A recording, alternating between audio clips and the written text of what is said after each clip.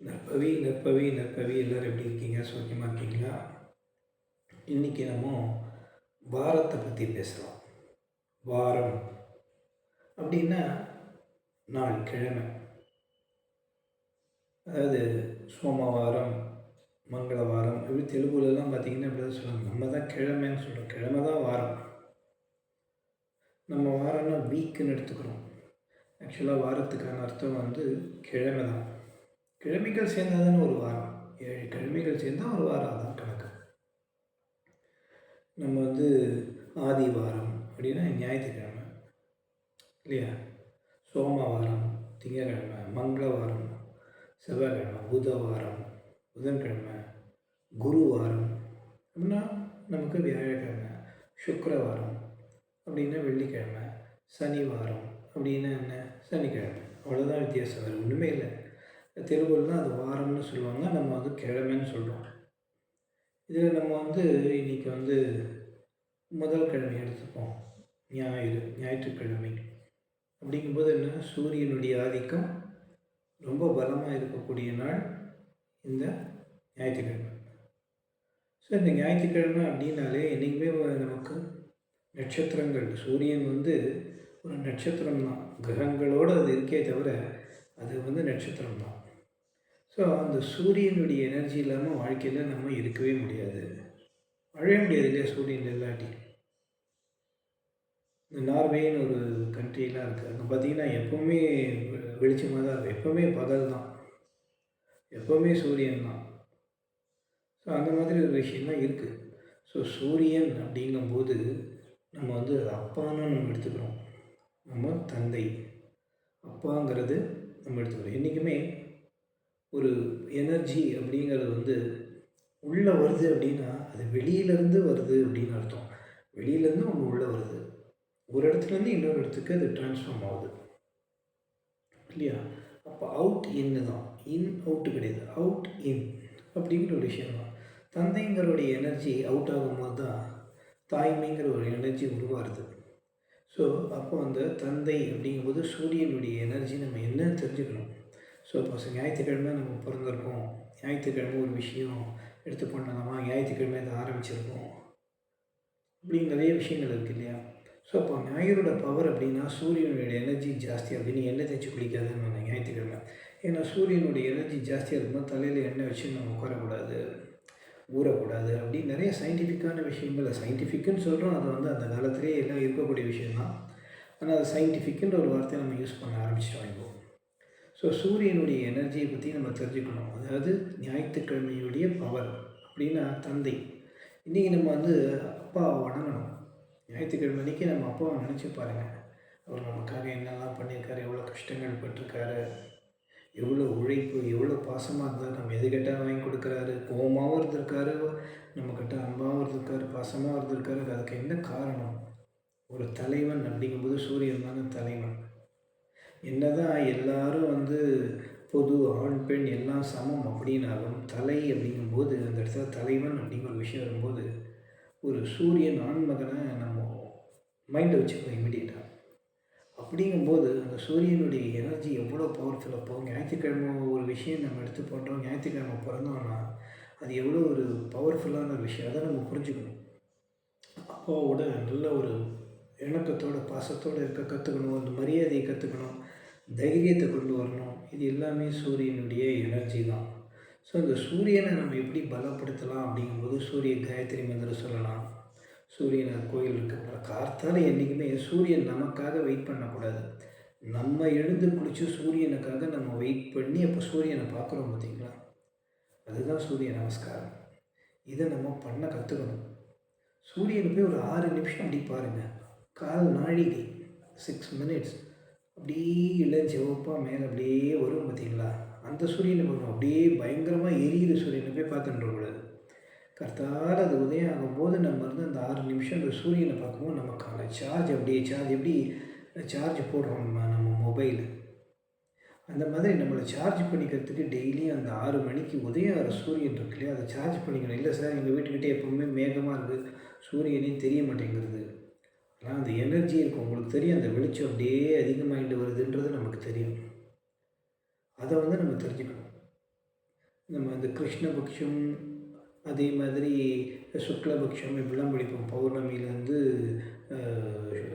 ப அமாவாசை வரைக்கும், அமாவாசையிலேருந்து பௌர்ணமி வரைக்கும் இப்படிங்கிற விஷயம்லாம் நமக்கு அதெல்லாம் தெரியணும். உத்தராயணம் இந்த மாதிரி நிறைய விஷயங்கள் இருக்குது. அது வந்து சூரியன் அப்படியே சூரியன் எப்போவுமே கிழக்குலேயே உதிக்கிறது கிடையவே கிடையாது. இப்போ நீங்கள் பாருங்கள், இப்போலாம் சூரியன் எந்த பக்கம் வந்துட்டுருக்கு, கிட்டத்தட்ட சவுத் ஈஸ்ட்டில் வந்துட்டுருக்கு. அது அப்படியே மூவ் ஆகி அப்படியே வரும். திரும்ப நார்த் ஈஸ்ட் வரைக்கும் வந்துட்டு திரும்ப மூவ் ஆகி அப்படியே வந்து சவுத் ஈஸ்ட் வரைக்கும் நகரும். சூரியன் மூவ் ஆகிட்டே தான் இருக்கும். கரெக்டாக இதெல்லாம் எப்படி நமக்கு தெரியும்னா, சீக்கிரமாக எழுந்து நம்ம குளிச்சுட்டு பார்த்தா தான், ஓ சூரியன் இங்கே இருந்தது 3 மாதம் முன்னாடி, இப்போ இங்கே உதயம் ஆகுதா, அப்போ தெரியும். அந்த பூமியோட சுழற்சியாக இருக்கட்டும், சூரியனோட ட்ராவலிங் எல்லாமே நமக்கு தெரியும். அந்த எனர்ஜி அப்போ மாறுது. அந்த மாற்றங்கள் மாறுது. நம்ம வாழ்க்கை மாறுது. இப்போ சூரியனோட உதயம் டெய்லி மாறிகிட்டே இருக்குது. அப்போ நம்மளுடைய வாழ்க்கை டெய்லியும் ஒரு தரம் ஏறின்னு இருக்குது. கம்மியாக இருக்குதுன்னு நினைக்கக்கூடாது, ஏறின்னு இருக்குது. ஸோ அதை நம்ம சார்ஜ் பண்ண தான் இறங்கவும் செய்யும். ஏன்னா நம்ம சார்ஜ் பண்ணாடி இறங்கிடும். நம்ம ஏறணும், வாழ்க்கையில் பலமாக வரணும்னா அதை நம்ம சார்ஜ் பண்ண கற்றுக்கணும். ஸோ சூரிய காயத்ரி சொல்ல கற்றுக்கணும். தெரியல பண்ணல, ஓம் சூரியனே நம்ம சூரியனே உங்களுக்கு வணக்கம், எப்படி வேணால் சொல்லுங்கள், உங்கள் லாங்குவேஜில் சொல்லிக்கோங்க, என்ன தோன்றதோ நினச்சி பார்க்கணும். சூரியனை பார்க்கணும், 6 நிமிஷம் அதை அப்படியே பாருங்கள். அப்படி ஒரு பவர்ஃபுல் பயங்கரமான ஒரு ஒளி, அது கதிர்கள் அவ்வளோ ப்ளசண்ட்டாக இருக்கும். அது ஒரு இதமான ஒரு சூடு. அப்படிங்கும்போது நம்ம என்ன காலகாலத்தால் என்ன குளித்தாலும் ஒரு கதகதப்பாக ஒரு தண்ணி விட்டு குளிக்கும்போது நமக்கு உடம்பு ஒரு ஃபீல் இருக்கா இல்லையா? ஒன்றும் ரொம்ப குளிராக இருக்கும், இல்லை ரொம்ப சூடாக இருக்கும். அப்படி இல்லை, கதகதப்பான தண்ணி குடிக்கும்போது கூட கதகதப்பானது எவ்வளோ ஒரு வார்ம் உள்ளே போகிறது ஒரு அதுதான் சூரியனுடைய எனர்ஜி. அந்த எனர்ஜி வரும்போது நமக்கு தந்தை வழியாக அந்த கர்மாக்கள் நமக்கு பாசிட்டிவாக வேலை செய்ய ஆரம்பிக்கும்.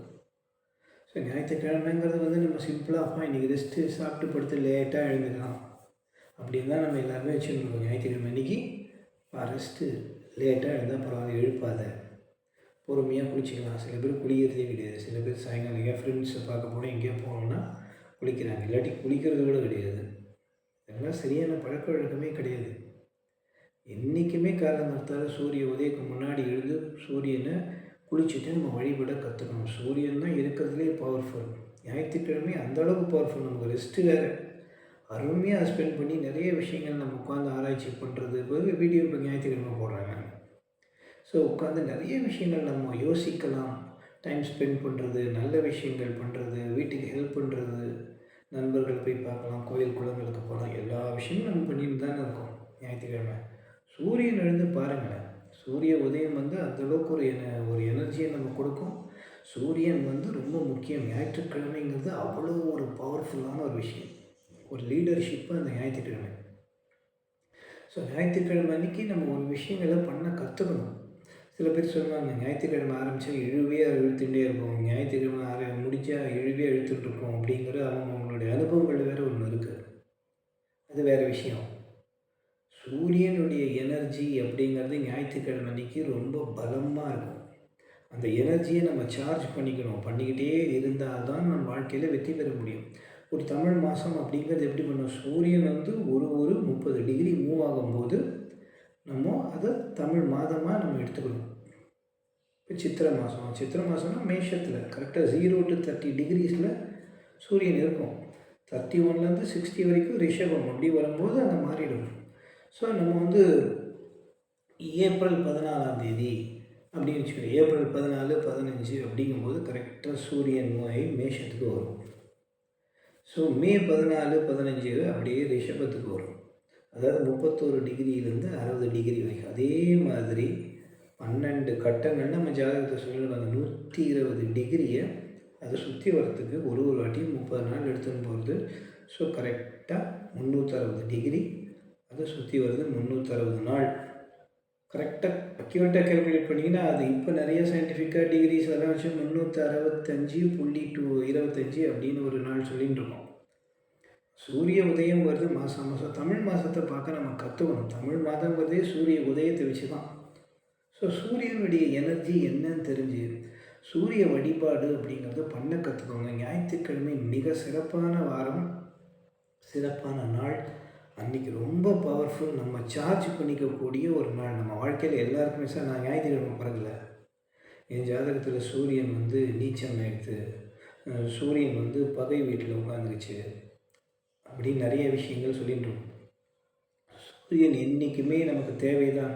இப்போ பகை வீட்டில் இருக்கிறதுனால சூரியன் நம்ம ஒதுக்கிறோமா? நீச்சம்னா சூரியன் வேலை செய்யாமல் போயிடுதா? சூரியன் இல்லாமல் நம்மளால் வாழ முடியுமா? வாழ்க்கையில் நினச்சி பாருங்களேன். ஜாதகம், சயின்ஸு அது இதெல்லாம் அப்படி பக்கத்தில் வச்சுருந்தா கூட சூரியன்கிறது எவ்வளோ பெரிய பவர். ஸோ ஞாயிற்றுக்கிழமை எவ்வளோ ஒரு சிறப்பான நாள். ஞாயிற்றுக்கிழமை வாழ்க்கையில் சொன்ன மாதிரி வாரம் என்னன்னு தெரிஞ்சால் அதோடைய எனர்ஜி என்னன்னு நம்ம தெரிஞ்சுக்கணும். அந்த லீடர்ஷிப்புங்கிறது வந்து எல்லாருக்குமே இருக்குது. அது சூரியனை நம்ம பலப்படுத்த அது இன்னும் வேல்யூ ஆகி மற்றவங்களோட பார்வைக்கும் நம்ம பலமாக தெரியும். அதற்கு அந்த சூரிய காயத்ரி மந்திரம் என்னன்னு நெட்டில் போட்டிங்கன்னா வரும். அதை பார்த்து கற்றுக்கோங்க.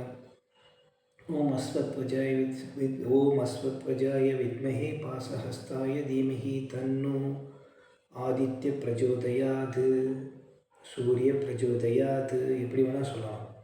இது வந்து சான்ஸ்கிரிட்டில் இருக்குது. நம்ம தமிழ்லேயே அதை சொல்லிக்கலாம். சூரியனை போற்றி போற்றி போற்றி, ஆதித்யனை போற்றி போற்றி போற்றி, கதிரவனை போற்றி போற்றி எப்படி வேணால் சொல்லலாம். ஒரு ப்ரே பண்ணுங்க. 6 மினிட்ஸு, ஒரு 6 நிமிஷம், கால் நாழிகை அதை ப்ரே பண்ண கற்றுக்கோங்க. ஸோ சூரியனுடைய பவர் என்னன்னு நம்ம தெரிஞ்சுக்கணுன்னா ஞாயிற்றுக்கிழமை அன்னைக்கு உட்காந்து சூரியனை வழிபட கற்றுக்கோங்க. டெய்லி வழிபட டைம் இல்லை, நான் ஆஃபீஸ் கிளம்பணும் சீக்கிரம், அதெல்லாம் வேறு. ஞாயிற்றுக்கிழமை சும்மா தானே உட்காந்துருவோம். ஞாயிற்றுக்கிழமை காலங்காத்தால் எழுந்து சூரிய உதயத்துக்கு முன்னாடி எழுந்து குளித்து சூரிய உதயத்தை போய் ஒரு 6 நிமிஷம் பார்த்து தேங்க்ஸ் சொல்லுங்கள். எதையுமே தேங்க்ஸ் சொல்ல கற்றுக்கணும். பிரபஞ்சத்துக்கு தேங்க்ஸ் சொல்ல கற்றுக்கணும். இயற்கைக்கு தேங்க்ஸ் சொல்ல கற்றுக்கணும். Thanks to universe. இதை பண்ண கற்றுக்கோங்க. வாழ்க்கை மிக சிறப்பாக இருக்கும். அடுத்ததில் நம்ம வந்து சந்திரனை பற்றி பேசுவோம். நற்பவி நற்பவி நற்பவி.